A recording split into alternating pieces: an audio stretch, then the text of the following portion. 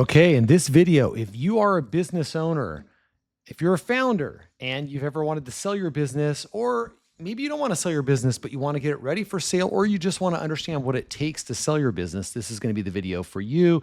Today, we're going to talk sort of about the 8 key levers. Okay, so I'm going to go through these different levers, explaining what investors are looking for. And here specifically, we're talking about, say, private equity or synergistic investors, other companies that might buy you. This is for a life-changing event, what it takes to get to that point. And a lot of business owners are sort of unaware of what they need to do, and they unfortunately end up the last year of their business existence sort of racing to put these things in place. So here you can be proactive. You can really understand what you need to prepare for your company, how you need to prepare it. And that way, when you're ready to show it to buyers, you get multiple bids and you're in charge and they're not in charge. Unfortunately, a lot of times they end up being in charge. They're the only offer and you're in trouble. So that's what we're going to talk about today. Before we get started, my name is Luke Peters. I started business in 2001, ran it for 20 years, grew it to over 80 million in sales before exiting to private equity. So I had the fortune of going through this process that I'm going to show you today. And learned a lot. I got like an MBA on selling a business. And right now I'm working with other CEOs, coaching, advising, helping them grow their companies, and just sharing what I learned. So we're going to talk about that in today's video. And also I've got like an interesting video clip from Alex Hormozi. Okay. We're going to talk about brand. So as we're kind of going through this picture down here where I have lever 5 is a brand that stands out. We're going to talk about that. And then I'll show you the video clip, which it's pretty interesting, sort of Alex's take on brand and why it's so important and why I don't know why more business owners don't focus on brand. Okay, cool. So why don't we get started? We're already up here. So lever 1 I have is gross margins above industry average. Okay, so when a buyer comes to you, or preferably you're going to run a process. So let's back up a step. So how do you want to do this? What you want to do is you want to get your house in order. So you want to get all these things in order right here. And you want to go to a banker and actually run a process where they put, a deal book together for you, and you go out to many different potential buyers and they shop your business and you get many offers and you sort of leverage them against each other, right? And so you're going to get the best terms and you're going to find out what your market price is. The market will speak. If somebody comes to you and you don't have an M&A advisor or whatever, and they come to you, that's called a spearfish. Okay. That's like you're making their day. They're coming to you. No market is being created. And, many times you're not going to sell for your ideal price. So we'll focus in here on number 1, and that is, having the best margins possible. Okay. So that is lever number 1. High margins show that you're running a profitable, efficient business. So you can, do all these things that I have in here, optimize your supply chain, trim waste, yada, yada, yada, all the things But what does it really tell you? It tells a buyer, if your margins are above your industry average, it's telling a buyer like there's something valuable here. Obviously, the industry's 10, they're 12, they're better. Why are they better? Could be their brand, could be, their products, could be their, how efficient they are, their leadership. And so you're doing something really good and buyers will take notice. Okay. So number 2, a good competitive edge or IP. So, what differentiates you? Are you just literally selling the same products as everybody else? Do you have some IP? Do if it's physical product, is there industrial design? Do you have any moats or protection in that area? If it's, software or service, something that your competitors can't achieve. And oftentimes a competitive advantage is not just one thing. Remember, what's Coca-Cola's competitive advantage, right? So there's a lot of companies can make a cola. So it is more than one thing, and a lot of it falls to brand, but it's more than one thing. It could be a combination of your supply chain, Um, and then your ability to serve customers, like sort of your distribution system, and then maybe your marketing, and you put all these things together, and that's like your competitive advantage because you're a better marketer and you're better at distribution, and your supply chain is leaner, and you put all that together, and that's your competitive advantage, which is totally legitimate, by the way. um, so don't be disheartened if you don't have like amazing IP or something unique that your competitors can't copy. You can make it up in other parts of your business. So that will be lever number 2 right here. And then now let's go to number 3. And so number 3, oh, that's the video here. It's the wrong one. So number 3 here is a leadership team that doesn't depend on you. So you've taken yourself out of the business. So again, this video is about how to prepare yourself when private equity comes knocking. You kind of don't want them to knock first. You want to be prepared, and you want to go to market. That's what you want to do. Okay. So so what do you need to do? And have a great leadership team, because if they buy you, they know you might walk, and they want to know who's behind you. Did you actually build a company, or is it a one-man show? Does the business depend on you? If that's the case, that's another risk element. They buy on risk, so they want to reduce risk. It's riskier if it needs you, and so you're going to get a smaller multiple in that case. Okay, so that's 3. So get great leaders in. So now we move up to 4, equity incentives for key leaders. Why is this important? You don't need to give them stock. I mean, maybe you're an S corp, and it can be complicated, and you're like, gosh, what do I need to do to actually give them real stock? There's many ways to give them like phantom stock, and you could do it based on the sale of the company. You could let them know, hey, we want to sell in 3 years. The company's valued at 10 million.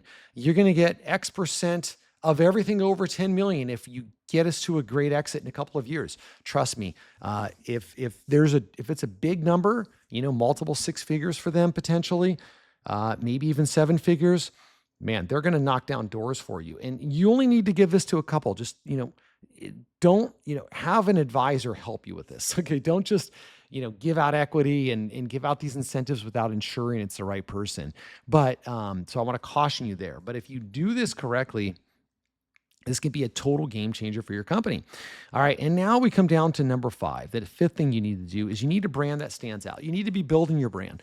This is going to be, if you haven't built your brand, it's, this is a multi-year project here. So hopefully anybody starting a company, whether you don't want to sell, you're just building a business, focus on your brand.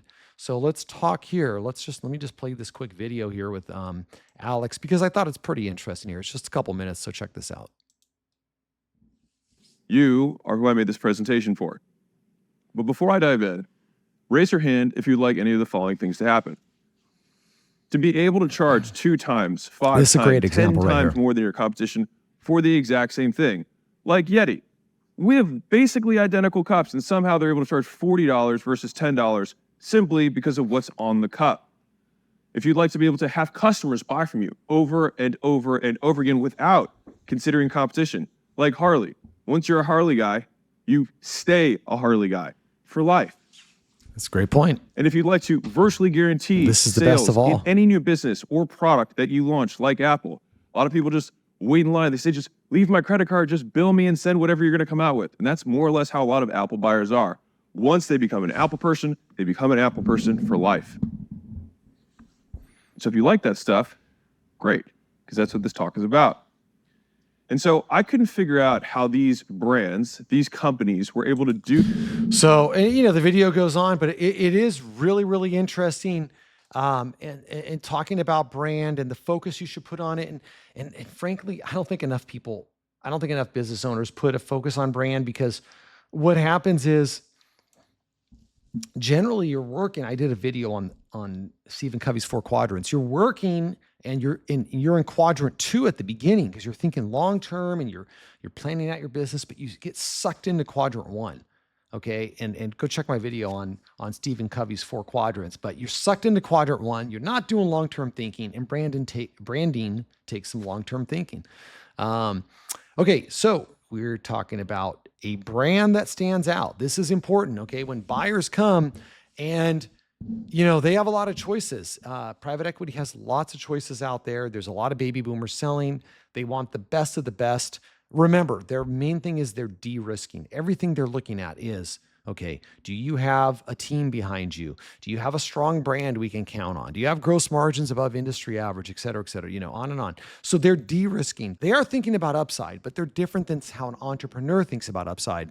You throw caution to the wind. They're super risk averse, actually. Okay. They don't think like you think. So that's something they're like bankers. Okay. These guys are, spreadsheet jockeys. So they're total bankers. So then we go to lever 6, clean and trusted financials. Sometimes, unfortunately, it's the last thing you're thinking of, right? You're thinking of sales and you want clean sales and you want marketing. Why do you need these great financials? Because they're going to come in and do what's called a quality of earnings and audits on your financials. I've done earlier videos, like if you don't have someone to run your process with you, you're in big trouble. Most CEOs are not, adept at running a process. That's not their thing. So you need your CFO, you need your VP finance, whatever it is. You need somebody from finance and you need to pull them in. Like, they need to know what's going on. Sometimes, running a process can be a secret, right? Because they don't always go through. You don't want to sort of let this out with the company. So you're doing all of this behind the scenes. So you need a couple individuals on your team, and it's, this is basically a year-long process. And you go back to lever number 4, they need some incentives to get to the finish line. And so lever number 6, clean and trusted financials. What does that mean? It's GAAP accrual financials, basically. That can be audited, okay? With a legitimate system, with all of your ad backs. Remember, if you're not putting all of your ad backs in, you're leaving money on the table. If you don't know what an ad back is, it's basically a cost that your buyer wouldn't have to incur. So this is one of the biggest things that entrepreneurs don't think about. They look at their company. Why would I sell it? I'm making this much money.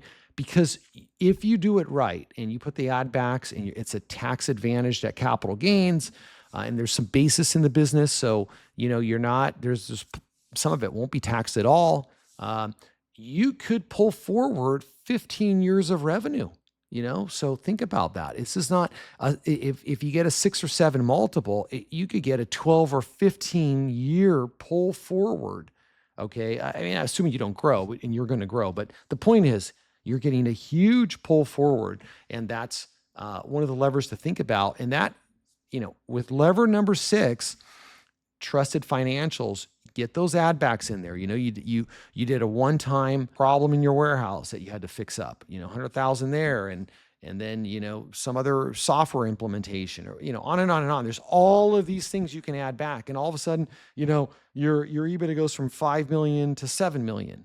Okay. Or, 1 million to 1.5, and you're getting a 7X on these numbers, let's say.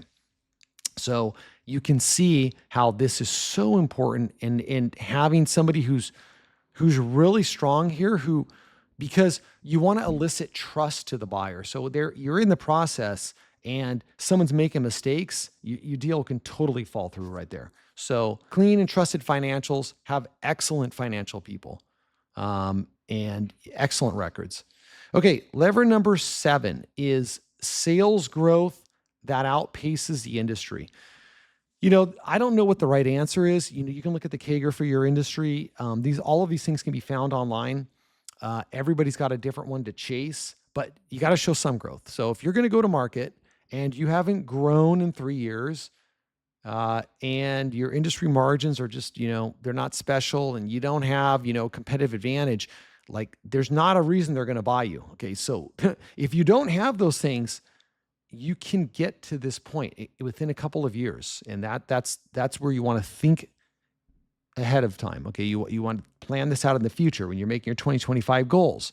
Like, these things could be part of your goal setting, depending what system you're using. But you need to have growth, because, again, it's not only about the upside. Now, they are thinking about that when they're buying you. These are typically, if it's PE, they're buying you, it's a leveraged buyout. That means they're taking on all kinds of debt. So what they do is, they want to get you to a certain point in the future and then double it. So they have something called like a multiple of invested capital. They need to double or triple their investment. And their investment is not the purchase price, right? They're just putting in, say, a third of the purchase price, and then 2/3 is debt, by the way. I should do a video on that, but it's pretty interesting how they do it, depending on what the borrowing rates are. So, just to repeat that. So it's like, if they're buying somebody for 10 million, maybe they're putting in, 3-4 million, and the rest of it is borrowed. Okay. And then just scale that up for bigger purchases. And they're looking for a multiple on the 3-4 million, right, that they invested, and that they call that their MOIC, multiple of invested capital. You want to know how they think. Okay. The more you know how the investor thinks, you want to talk their language, because you are going to have management meetings leading up to closing that sale. Okay, and then down here, so we talked about 7, we talked about the clean and trusted financials on 6, and then finally, you want a diversified customer base. Now, for some companies, it's a no-brainer. That's why, you have all of these levers. Some companies, that's, some services business, you have, 50 customers, 100 customers, 500 customers, no problem. Other businesses, they're very leveraged, 70% of your business is Walmart or Lowe's or whatever the case is, right? Or with a service business, 40% is one customer. That's a problem, okay? They're going to look at that as risk. They coming in with their multiple of 7 or 8 or whatever it is, and now it's 6 or 7. You see how that works? So you, ahead of going to market, remember, you want to go to market. You want to be proactive, and you want to own the process. So ahead of doing that, you want to work and have goals to diversify your customer base. And that's good for you.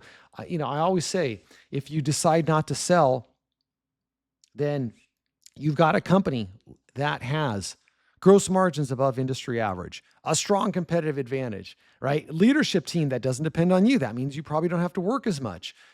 Equity incentives for key leaders. They're driving the business just as much as you're driving it.